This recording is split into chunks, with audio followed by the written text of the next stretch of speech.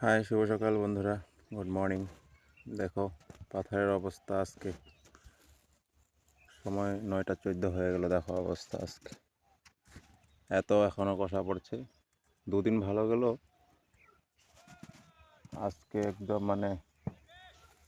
পুরা কষা কষা হয়ে যায়। এখনও বেলা ওঠা কোনো ইসে নাই। চারিদিকে দেখো অবস্থা। আমি পাথরে বসে বসে হুইটার মারছি।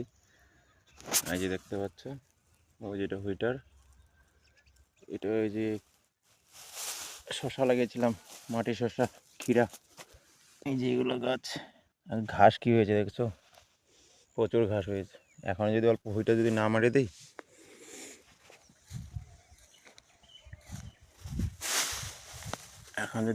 হুইটা না মারি তাহলে পরে দিকদার হবে। এর জন্যে গাছ লম্বা হয়ে গেলে, বড়ো হয়ে গেলে ডিস্টার্ব হয়। ওইটা ওই যে হুইটারটাতে মেরে দিচ্ছি।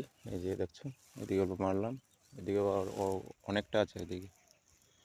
সম্পূর্ণটা মেরে তারপরে একবার মেরে দেবো। তারপরে আবার তোমার মোটামুটি 15 দিন 20 দিন পরে আবার একবার মারতে হবে। তাহলে মাটিটা শুকাবে জলদি, তারপরে এটাও হবে, ঘাসটাও কম হবে। এর জন্যে মেরে দিচ্ছি।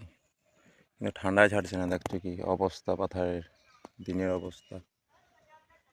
ঠিক আছে, টাটা, বাই বাই।